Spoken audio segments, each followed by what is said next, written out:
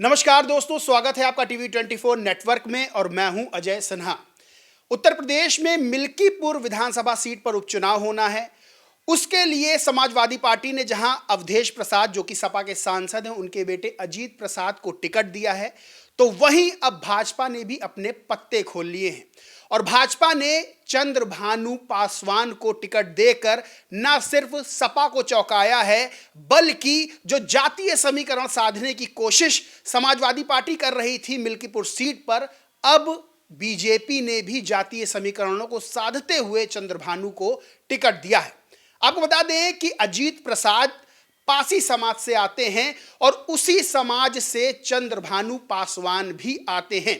यानी कि मिल्कीपुर सीट पर एक बात तय हो चुकी है कि बीजेपी और समाजवादी पार्टी दोनों ही कांटे की टक्कर लेती हुई नजर आ रही हैं। अब सबसे बड़ी एक और चीज है, वो ये कि इस मिल्कीपुर सीट पर ना बीएसपी चुनाव लड़ रही है और ना ही कांग्रेस चुनाव लड़ रही है। कांग्रेस जहां समाजवादी पार्टी के प्रत्याशी अजीत प्रसाद के समर्थन का दावा कर रही है, तो वहीं बीएसपी की तरफ से ऐसी कोई भी घोषणा नहीं की गई है। तो ऐसे में सवाल खड़ा होता है कि बीएसपी के चुनाव न लड़ने से आखिर फायदा किसे होगा। और एक बड़ा सवाल यह भी है कि मिल्कीपुर सीट पर होने वाला उपचुनाव क्या 2027 के उत्तर प्रदेश में होने वाले विधानसभा चुनाव के लिए सेमीफाइनल है। आज इसी पे बात करेंगे और हमारे साथ उत्तर प्रदेश की राजनीति को बहुत अच्छे से समझने वाले, कई सालों से पत्रकारिता कर रहे, उत्तर प्रदेश की राजनीति में क्या घट रहा है, क्या घटने वाला है, उस पर नजर रखने वाले हमारे साथी मनीष मिश्रा जी मौजूद हैं। मनीष जी, बहुत स्वागत है। आप बहुत बहुत स्वागत है आपका भी अजय। और जहां एक तरफ दिल्ली का चुनाव चल रहा है पर आप चर्चा कर रहे हैं मिल्कीपुर की, तो आप अंदाज़ा लगा सकते हैं कि उत्तर प्रदेश की राजनीति क्यों हमेशा से देश में सर्वोत्तम रहती है। देखिए, मिल्कीपुर सीट का चुनाव साख का सवाल बना हुआ है सपा और बीजेपी दोनों के लिए। क्या लगता है, जिस तरह से बीजेपी ने चंद्रभानु पासवान को टिकट दिया, यानी कि पासी समाज से वो आते हैं, तो क्या बीजेपी ने जो अपने पत्ते खोले हैं वो उस पत्ते को तुरुप का इक्का कह सकते हैं?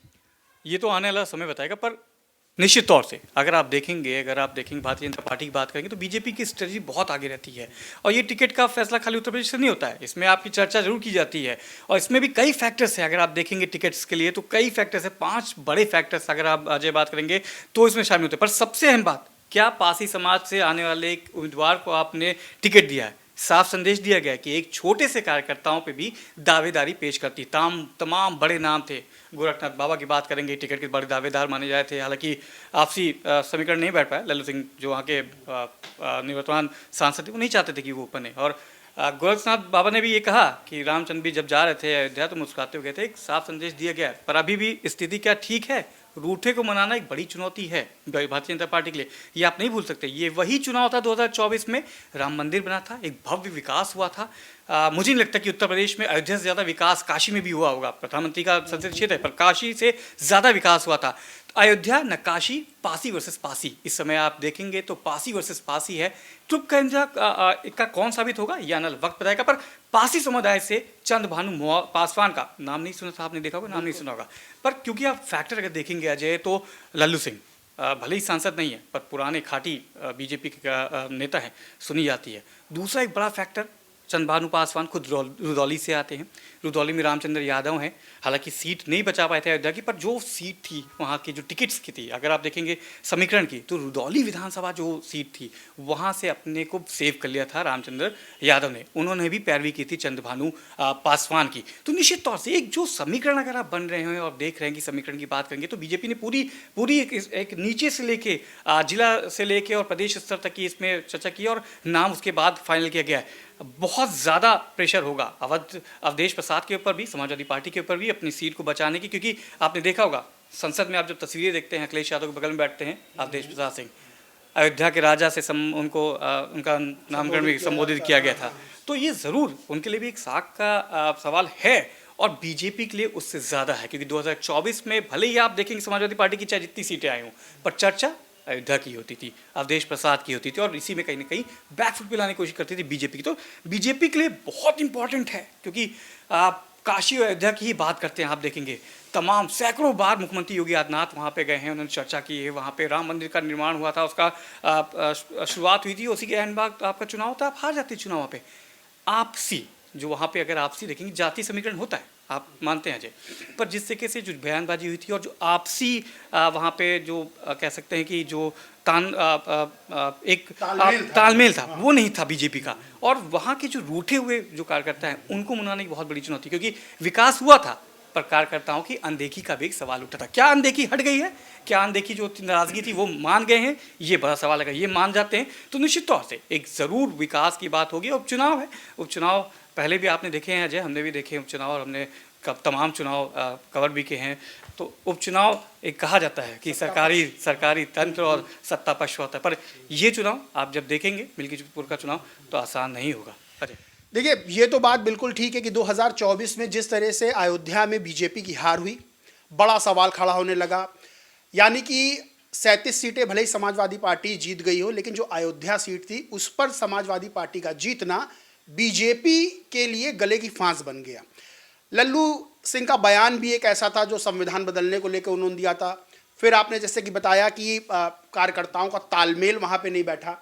लेकिन जब टिकट की बात आई, जैसे गोरखनाथ बाबा की बात हो रही है कि मजबूत कैंडिडेट थे और चाह भी रहे थे, और उन्होंने केस याचिका वो दाखिल की थी, उसके चक्कर में जो 9 सीटों पर उपचुनाव हुए उसके साथ मिल्कीपुर का नहीं हो पाया।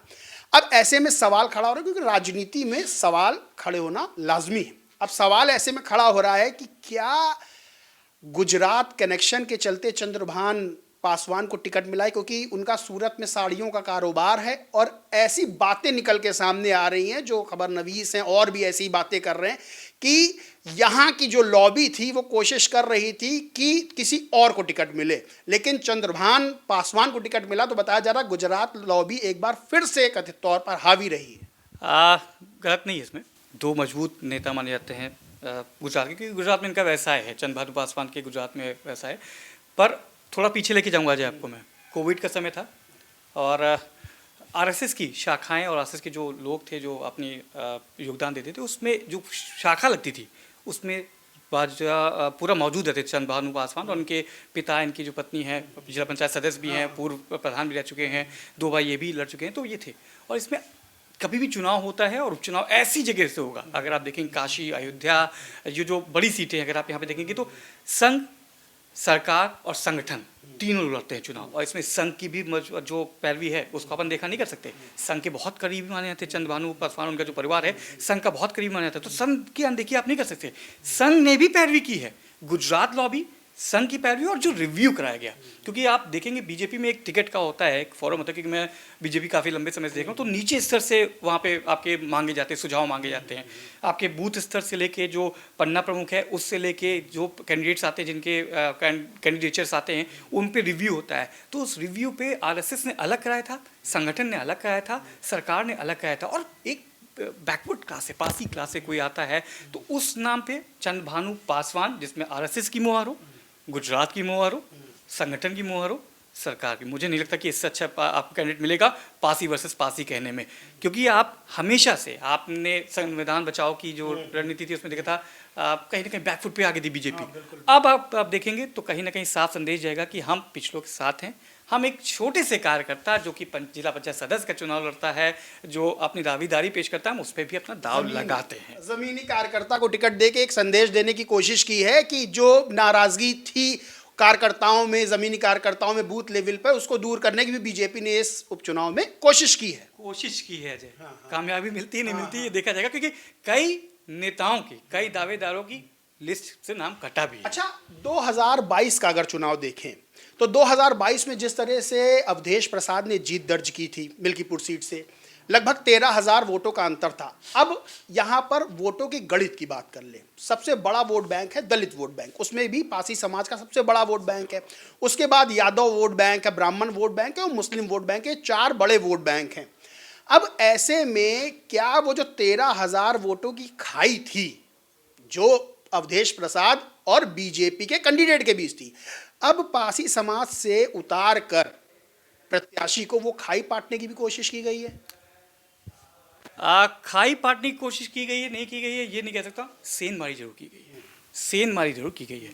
और सबसे बड़ा ड्रॉबैक देखेंगे बहुजन समाज पार्टी बैकफुट में है, चुनाव नहीं लड़ रही है, तो इट्स मीन ये नहीं कह सकते कि इससे अगला सवाल मेरा यही होने वाला है। सबसे ज्यादा दिलचस्पी उत्तर प्रदेश में यही है कि बीएसपी चुनाव में, और बीएसपी एक ऐसी पार्टी है जो किसी का भी खेल बना और बिगाड़ सकती है, और बीएसपी का इस चुनाव में पार्टिसिपेट ना करना, जो कि बहन जी ने कहा भी था कि अब उपचुनाव नहीं लड़ेगी बीएसपी, चुनाव लड़ेगी, उपचुनाव नहीं लड़ेगी, क्योंकि उन्होंने फिर से वही चुनावी प्रक्रिया पर और चुनाव आयोग पर तमाम तरह के सवाल भी खड़े किए थे। आज जन्मदिन भी है, पहली बात तो उनको बधाई भी देते हैं, हमारी बहन जी को बिल्कुल बधाई भी देते हैं। और देखिए, आप बहन जी को नजरअंदाज नहीं कर सकते, उनका एक वोट बैंक है, ठीक है ना, और उस वोट बैंक की अनदेखी कोई भी करेगा तो उसने गच्चा खाना है राजनीति में, ठीक है। और दलित समाज से आते हैं, एक साफ संदेश वहाँ पे होगा। ऐसा नहीं कि बहन जी की तरफ चुनाव नहीं लड़ रही तो उनकी तरफ से कोई संदेश नहीं जाएगा। उनके जो कोऑर्डिनेटर हैं कल, क्योंकि बैठक होनी, एक बड़ी बैठक भी उन्होंने करनी, तो उसमें ज़रूर एक साफ संदेश जाएगा। किसके लिए जाएगा ये देखने वाली बात होगी। चुनाव का क्या असर पड़ता है, किसको ज़्यादा सीटें मिलती हैं, किसको कौन जीतता है, कौन हारता है, ये अलग बात है। पर जो समीकरण है, आप देखेंगे, समीकरण देखेंगे ना, और सबसे बड़ी चीज़, क्योंकि जब चुनाव होता है, आम चुनाव कर लेंगे, विधानसभा चुनाव की बात कर लेंगे, तो उसकी जो प्रतिशत होते हैं, वोटिंग प्रतिशत, उसमें और उपचुनाव में आप देखेंगे बहुत अंतर होता है। तो मार्जिन आप बढ़ भी सकता है, जीत का घट भी सकता है, वो आप कह सकते हैं। पर ये नहीं कह सकते आप, ये नहीं कहा जा सकता कि नहीं हम किसी चीज़ को लेके आगे बढ़ रहे हैं, या हम किसी चीज़ को लेके हम पूरे उस मुद्दे पे चल रहे हैं। यहाँ पे उत्तर प्रदेश की सबसे बड़ा, अगर मैं कहूँगा, ड्रॉबैक कहेंगे, आप विकास की बात कर लीजिए, आप शिक्षा रोजगार की बात कर लीजिए, आप किसी भी चीज़ की बात कर लेंगे, पर हमेशा से यहाँ पे अगर आप बात करेंगे तो आता है आपके लिए, सबसे इम्पोर्टेंट हो जाता है जाति समीकरण। जाति समीकरण अगर जाति समीकरण अगर किसी ने देख लिया, तो जाति समीकरण समझ लीजिए कि जिसने जाति समीकरण को समझ लिया, जीत उसी की। आपको क्या लगता है कि बीएसपी के चुनाव ना लड़ने से किसे फायदा हो सकता है? आप कैसे देख रहे हैं कि बीएसपी का ना चुनाव लड़ना, और जो बीएसपी के वोटर्स हैं वो किधर ट्रांसफ़र हो सकते हैं? देखिए, पहली बात तो बीएसपी के वोटर्स ट्रांसफ़र नहीं होते, उनको दिशा निर्देश दिया जाता है कि अगर एक एग्जांपल लूँगा कि अजय अगर मेरे सपोर्टर हैं तो कहीं नहीं जाएंगे, वो वोट नहीं करेंगे, पर जाएंगे नहीं कहीं। पर अगर मेरी तरफ से बैग उससे आपके पास आता है कि अजय आप ABC किसी को वोट कर दीजिए, तो वो जाएगा, वो निकलेगा, वो वोट भी करके आएगा, उसी करके आएगा।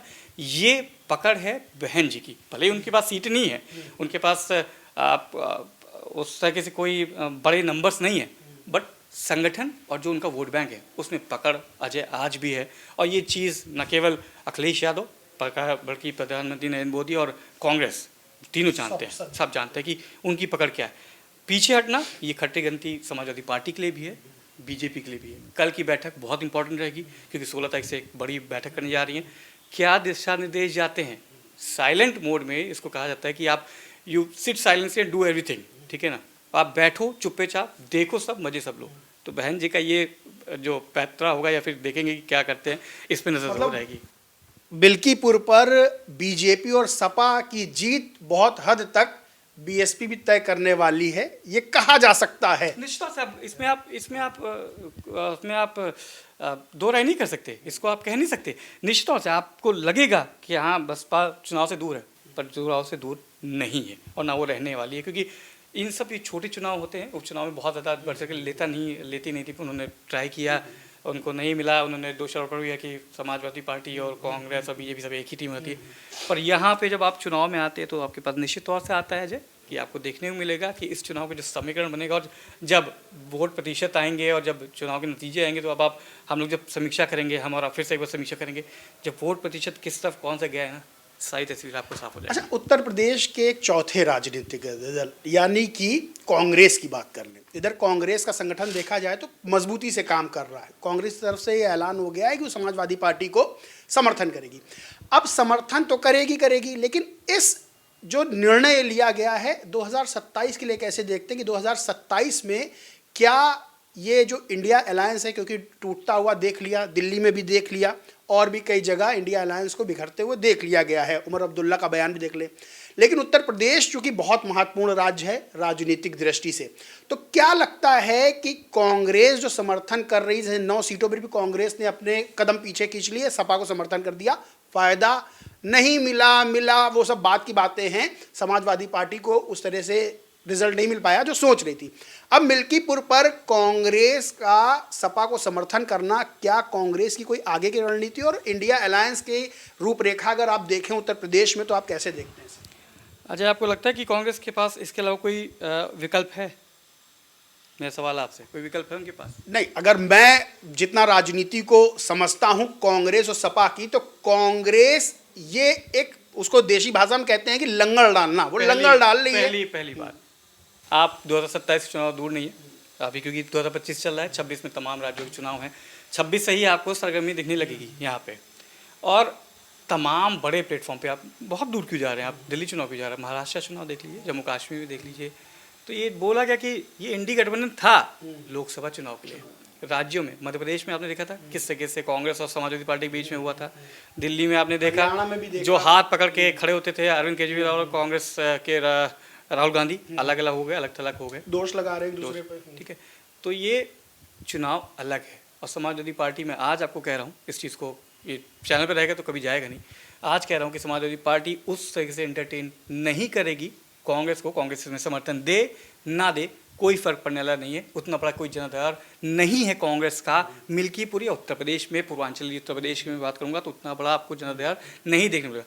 फायदा कांग्रेस को होगा, इसलिए वो ज़बरदस्ती आएंगी, वो समर्थन करेंगे, समर्थन का पत्र जारी करेंगे, अपने कार्यकर्ताओं को बोलेंगे कि साथ लगने के लिए, पर इसका फायदा सिर्फ और सिर्फ कांग्रेस को होगा, समाजवादी पार्टी को इसका कोई फायदा नहीं होते हुए दिखेगा। और अपनी शर्तों पे 2027 में अखिलेश यादव जानते हैं बखूबी कि साइकिल पे किसको सवारी करानी है किसको नहीं करानी है, वो अभी से निश्चय कर चुके हैं, निश्चित तौर पे उस चीज़ का मन बना चुके हैं। तो समाजवादी पार्टी की साइकिल पे कांग्रेस का कितना बड़ा हाथ होगा ये 27 के चुनाव में आपको पता चल जाएगा। अभी जो धक्का लगाने की कोशिश कर रहे हैं कैरियर पे, वो मुझे लगता है कि उसमें कोई आपको स्पीड में ज़्यादा परिवर्तन देखने मिलेगा। हाँ, ज़रूर ये ज़रूर फोटो क्लिकिंग होगी कि कांग्रेस ने साइकिल को समर्थन दिया है, तो उतना बड़ा कोई। चलिए, एक आखिरी सवाल और है जो कि सबसे बड़ा सवाल है, मिल्कीपुर सीट पर क्या लगता है आपको? सपा और बीजेपी देखिए सीधी सीधी दो की टक्कर है, तीसरा कोई खिलाड़ी है ही नहीं। क्या लगता है कि दोनों में से, क्योंकि दोनों के लिए चुनाव बेहद अहम है, सपा वो सीट अपने पास रखना चाहती है और बीजेपी वो सीट जीतकर लोकसभा चुनाव का पलटवार सपा पर करना चाहती है। क्या लगता है कौन ज़्यादा मजबूत दिखाई दे रहा है? देखिए, मजबूत की आप बात करेंगे तो दोनों मजबूत हैं इस समय, क्योंकि मैं फिर से कहूँगा उपचुनाव है, चुनाव होता समीकरण अलग होते आ जाए, ठीक है, पर ये उपचुनाव है। तो कहा जाता है कि सत्ता रहेगी, आपको भी पता है, सबको पता है, पर साख का सवाल है। ये आपको दिल्ली दरबार में अगर यहाँ से कुछ गड़बड़ होती है तो दिल्ली दरबार में बहुत कड़ा संदेश जाएगा बीजेपी के लिए, और वो वहाँ से फिर आपको लगता है कि माफ़ी की उम्मीद मुझे नहीं लगता कि नहीं होगी। काफ़ी बड़े परिवर्तन भी आपको देखने मिल सकता है अगर मिल्कीपुर हारते हैं तो। वैसे मुख्यमंत्री ने जिस दिन ऐलान हुआ था मिल्कीपुर का, उस दिन एक बड़ी बैठक की थी, कोर कमेटी की बैठक की गई थी, जिसमें प्रदेश अध्यक्ष थे, प्रदेश के दोनों डिप्टी सीएम थे और खुद वहाँ पे तमाम बड़े नेता मौजूद थे। उन्होंने कहा था कि लीड करेंगे मुख्यमंत्री, दोनों डिप्टी सीएम, तमाम मंत्री वहाँ पे लगेंगे, मजबूती के साथ चुनाव लड़ेगी बीजेपी, टक्कर देनी होगी समाजवादी पार्टी को। पीडीए का नारा था, काम किया था, संविधान बचाओ की नारा था, काम किया था 2024 में। 2025 में समीकरण अलग है, मैं फिर से कह रहा हूँ समीकरण अलग है, कांटे की टक्कर होगी, दोनों के लिए साख का सवाल है। अवधेश सिंह जो हैं सांसद, अपनी साख को अपनी नाक बचाएंगे, अखिलेश यादव के पीडीए के नारे को आगे बढ़ाएंगे, संविधान बचाओ का नारा कितना और चलता है ये देखा जाएगा। पर बीजेपी के लिए अभी भी गले की फांस है, बचता है निकलता है तो दिल्ली दरबार में जयकार होगी, अयोध्या की एक अलग कहानी लिखी जाएगी, पर अगर हारती है तो दिल्ली दरबार में जवाब देना होगा। इस बार जवाब आपसे 2026 और 27 की तैयारी में, जो 27 की आप तैयारी करेंगे उसके लिए आपको शायद बहुत कड़े इम्तिहान से भी गुजरना पड़े। अजय, तो ये थे हमारे साथ मनीष मिश्रा जी, जिनसे बात हुई मिल्कीपुर उपचुनाव को लेकर कि कौन दावेदारी मजबूती से पेश कर रहा है। तो पता चला कि दावेदार तो सपा और बीजेपी दोनों ही हैं, लेकिन 5 तारीख को मिल्कीपुर की जनता डिसाइड करेगी कि कौन बनेगा असली मिल्कीपुर का सरताज, और 8 तारीख को नतीजे सामने आ जाएंगे। और सबसे बड़ी बात यह है कि बीएसपी भले ही चुनाव ना लड़ रही हो, लेकिन बीएसपी का चुनाव ना लड़ना भी बहुत कुछ मिल्कीपुर सीट पर डिसाइड कर देगा। बहरहाल दोस्तों, इस पूरे मामले पर आप क्या सोचते हैं, क्या मानते हैं, इस बातचीत को लेकर आप क्या सोचते हैं, कमेंट करके ज़रूर बताएं। वीडियो अच्छा लगा हो तो लाइक करें, शेयर करें, और चैनल को सब्सक्राइब नहीं किया तो सब्सक्राइब करके बेल आइकन ज़रूर दबा लें। धन्यवाद।